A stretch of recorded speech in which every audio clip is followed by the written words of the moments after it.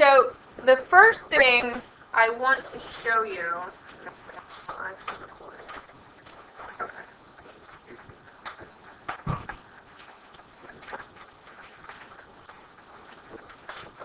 the first thing I want to talk about is that you guys are going to need to create a Turnitin account for Meet. And you're not going to do it now, but you're going to do it by the end of the week. And for everybody who's new, I'm recording this. You don't have to write it down. You can just go back and watch the lecture, and the information is here. What you're going to do is you'll go to Turnitin.com, and you're going to make an account. And it's going to ask you for a class ID and a password. And the reason you're doing this is it's because, the next thing we're going to do after we finish this semester, we're going to start reading novels, start writing essays. And you're going to submit your essays to Turnitin.com, and you're going to be able to peer edit through the software. Okay, it's new. If you've been at Oak Ridge, you've probably already done this before. If you haven't, it's brand new, and I will teach you guys how to do all of it. But as of now, I've only been using this as a plagiarism check. Whenever you turn in essays, I run it through this software. But now you guys are going to get to use it, and it's a good thing because as you head off towards college in a couple of years, this is what all the colleges use. So you need to know how to use it. So it's just another tool for you. So by the end of the week, make sure you create your account. And if you haven't, I'll come chase you down during tutorials and sit there and watch you do it. So just do it on your own time, please. So, let me move this thing. Okay, so the first CASI essay. Like I said, for everybody who's brand new, we're taking the English part of the CASI, the high school exit exam, on the 18th of March. The 19th will be the math portion. So, these are the 6 things that we had problems with. Make sure that you're writing them down because we're going to go through each one. We had problems with personal pronouns. The majority of you did not create a thesis statement. If you don't have a thesis statement, you will not pass the exam. We're going to go over the thesis statement in depth today. Some of you did not have conclusions. A lot of you, your papers didn't have any sort of central sense of organization. It was just sort of like, and now I'm just going to ramble for a page and a half. Sometimes dividing for paragraphs, sometimes not. You had contractions within your writing. One of the things we're working towards is becoming college-level writers, and part of being a college-level writer is getting rid of all those contractions. And then a lot of you wrote in past tense, which has got to go, yeah. If you use subjunctive mood, isn't it okay to write past tense just like one sentence? I have to check, to tell you the truth. Did you train for you to type this thing? You can't type it. You have to write it. They give you a booklet. It's a standard test booklet. The only way you can type it is if you have some sort of, IEP 504. It's if you have a learning disability and for some reason your handwriting issues or fine motor skill issues. But otherwise, everybody has to write it. I should have put handwriting on here too. If you can print, please print your essays. Because some of your cursive is just requires a bit of deciphering, to say the least. So if you can print this, because your goal is to have someone read it and not get confused, or have someone throw out your essay because they can't read your writing. So if you can print, go ahead and print. Who needs another second? So personal pronouns, I, you, we, and us, don't use them. Just because the prompt itself is asking you personally to respond to it, doesn't mean you get to say, I think Jeff is an awesome character. You have to learn to substitute. You can say things like the reader could perceive, the author states, the character states, use the character's names, things like that. But you have to take yourself out of your writing. The moment, in this particular case, it's a literary response that you wrote for me. But the moment you throw yourself into it, the moment you make it a personal statement, you automatically devalue whatever it is that you're writing about. I should only appear in the personal narrative, and you will never be asked to write a personal narrative or a taxi response. Personal narratives. I went to the beach this summer. Let me tell you all about it. You splash that page with the eyes, you can trust is all you want, but that's the only time you get to do it. And I've been harping on you guys with your questions. No more first person. No more first person. Find another way to say it. If you need help with this, let me know. There's lots of words you can substitute. The reader, the speaker, the author, all of it. So we need another minute with this. Questions? No? Okay. So, thesis statement. Thesis statement is always, always, always the last sentence in your introductory paragraph. They have a basic structure. Link it to the book. Who's going to be your focus? Is your focus the character? Is your focus the story? Is your focus a particular chapter? Alright? What do you hope to do through this essay? Do you hope to explain? Do you hope to explore? Do you want to compare? Do you want to contrast? You can use tons of different verbs. You just have to ask yourself, it should be contrast, not construct. But you just have to ask yourself, what do I want to do? What's my action? What am I trying to do? What's your big idea? What are you going to address in this page? Are you addressing character growth? Are you addressing color? Are you addressing the use of symbolism? And then to what end? What is your purpose for doing that? Do you want to, analyze the use of, symbolic use of color to explain, the shifting moods of a particular character? What is your purpose? And everybody needs to create. We're going to work on creating thesis statements today. Your first order of business before you even create a thesis statement, you have to ask yourself, what do they want me to do? What does this essay, what does this prompt ask? If like today in school we had what we think is the most important and Yes.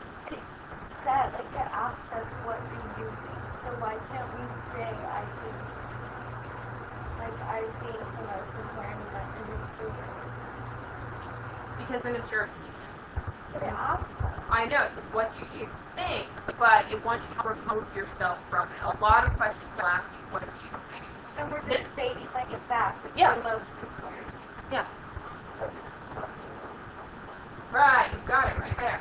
It brings it up here. It elevates your writing. It elevates what you're saying. It's no longer just a personal opinion. Because I can run around and say, I love green, but it's my opinion. It has no structure and space. What we're working to build is essays with structure and space. Yeah. So what involved? The so what, what's your purpose? To what end will you be doing this analysis? What do you hope to learn from it? Because I can sit and look at characters all day long, and I can pull them apart and say, this character represents this, and this character represents that. But why am I doing it? That's the so what part. What do I hope to get out of that analysis? What do I hope to improve? Because ultimately, whenever you write any sort of response to literature, you're trying to prove something, to convey something. And you do that by analyzing components from a particular story, from a particular poem, from a particular essay. That's the so what. Anybody else? So conclusions. A lot of people didn't have conclusions, or they had the saddest conclusions I've ever seen. One sentence. All of your paragraphs have to be 5 to 7 sentences. You guys will notice that I have been having you create a 5-step response. The 5-step response in and of itself is generally over 5 sentences. That's a body paragraph. So in your conclusion, make sure you restate the thesis. You don't have to do it verbatim, which means word for word, but you do need to retouch on those key ideas.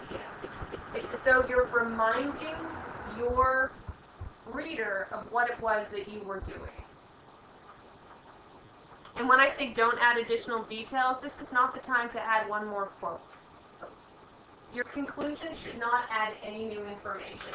And in our particular case, new information is quotes or things that you didn't talk about within the body paragraphs of the introduction. I don't know why, but a lot of people love to do this. They're like, and now I'm going to say something that I never mentioned before in my conclusion. Yes, Jimmy? Is your counter argument in your conclusion, or is it in the body? Body paragraphs.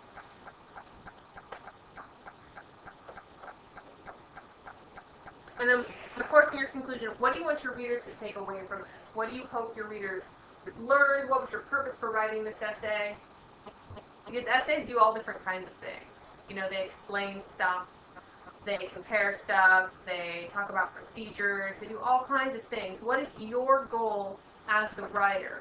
What do you want what's your readers' takeaway after having finished that essay? How do you want to influence them? What do you want them to think? What do you want them to believe? Yeah. Is there only a call to action in a Persuasive essay? No. You can include a call to action in a literary analysis essay. It just depends on what you're writing about. You know, because you could be analyzing a particular character's actions, and through your analysis, you could look at that and say, this character is asking us to do X, Y, and Z. You know, he's standing up as an example saying, look at me, I've made these choices, and this has happened to me. You can do it too. So, it just depends. Questions? Organization. If you want to pass it, you need at least 3 paragraphs. You have to have an intro, you have to have a body, and you have to have a conclusion. Understand this is the bare minimum. I would be shooting for at least 5 paragraphs. That means 3 body paragraphs. That means you're including at least 3 examples. When I say map it out before you begin, I mean create an outline. Know where you're headed. Know what each paragraph is going to attend to. Know what quotes you're going to use in each paragraph. Have an idea of what your purpose is with that quote. Like, don't just collect quotes for the sake of collecting quotes. Don't just use them as filler. Make sure they're doing work. Make sure they're really showing what it is you want them to show. And make sure you find your quotes before you write. One of the things I recommend, especially when you have longer reading selections for these essay prompts, read the question before you read the story, and as you're reading the story, collect your evidence. You're doing double duty that way. You're not just reading straight through, you're already starting to look for those details. You're being that active reader because you know what you're looking for. So pull them out as you go through. The nice thing about the CASI is you can write all over it. So if they give you a response to literature for your essay, then you can just write and underline and box and, make stuff in, notes in the margins and stuff like that. So contractions, can't, cannot, don't, do not, won't, will not, and I'll look up some junk there for you and let you know. But generally, the way, we don't see it this way, but it is as it is. Contractions are slang. When you write essays, unless it's a personal narrative in which you may use whatever you want to use formal language, and formal language does not include contractions. You can use them if they're in the quotes, but you may not use them in your own writing. Make it a point, take it out. Even when you write responses for me, just like your basic response to literature questions, short stories, get in the habit of taking it out. It takes a little training, but just start doing it.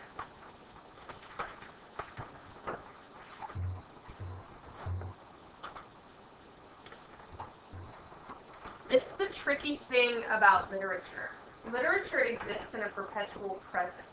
It's never past tense. It's always happening right now. You might have read it last Tuesday, but that story is stuck in a perpetual present. And because of that, you always write about it in present tense. You never get to look back on it. It's like when Jeff and his hiking excursion and running out to the road, that Jeff is always stuck in that loop. He's his brother's always being bit by the snake, and Jeff is always trying to save his cat. So what happens if you like fully like the story? Because you're talking about later points that go into the. That's fine. Like at the beginning of the story, that happens.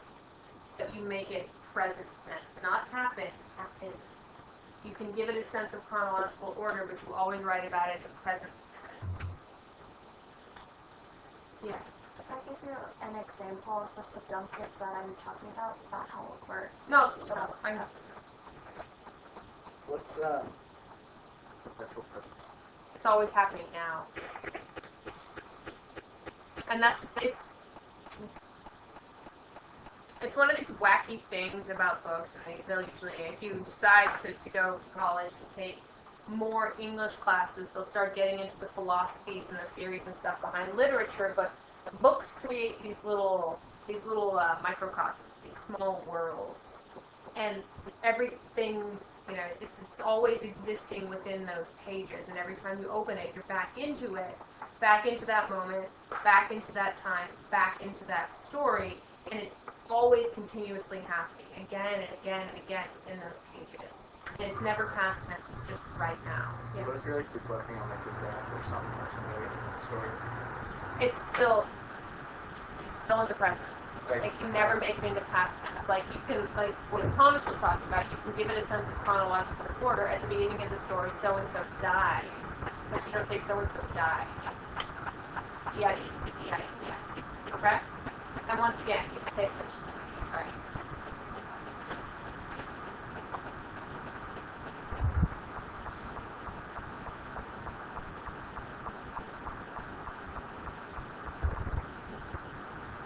Questions? So, you will be taking a semester final in this class next Tuesday. On Friday at 5 p.m., I will put a study sheet. It's going to go through everything that we went through, all the poetry stuff, theme, character, plot structure, all of that. So, what you will be required to do, if you want, like I'll give you a study sheet, that you can, if you feel like you want to, put as much information or as little information on a 3x5 index card, and you can bring that to take the test. And then test. Pardon? Fine. Semester final. So the end of the semester is next week. It's a week from Friday. That's our first marking. That's 8 weeks. I knew it snuck up on us, huh? So, a week from Friday, at the end of the semester. So next week, Tuesday, we'll have an in-class final. Part of that final is not only the terminology, you should be able to analyze poetry. A lot of you guys had a hard time figuring out the meter, as well as the rhyme scheme. So if you have any questions about that, make sure you can see me during a tutorial. Make sure you know how to do a 5-step answer. If you're still struggling with it, come see me. You're going to have to write some extended responses. And part of that will be using the 5-step process. You'll be graded not only on the quality of your response, but whether or not you can do that process. And if you need help, come see me. So, questions? So, what we're going to do in class today is I'm going to hand back out the writing trip, the hiking trip prompt, the essay prompt. And I want you to look at it, sort of analyze it, come at it from like, how would I attack this? Knowing what I know now in terms of pulling things apart. So you're going to dissect it. You're going to, like you would dissect a frog in biology.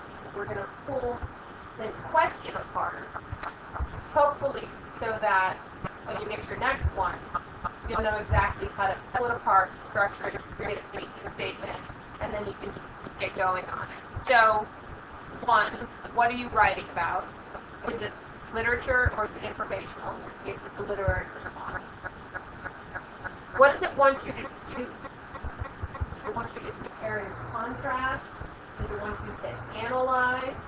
Okay? You're going to list exactly what it wants you to do. What is your thesis? I gave you the model. It's a little trickier than it looks, so you're going to work with a partner at the table to figure this one out, and I'll walk around and help you. What quotes are you going to use? And we're going to shoot for 3 body paragraphs, so you're going to need at least 3 quotes. And how will you organize your paper? So you're going to create an outline. And you're going to do this with a partner, and I'll collect it at the end. It should take you probably for the period to get through it. Does anybody have any questions? And I'll return your casting essays to you with some of my content.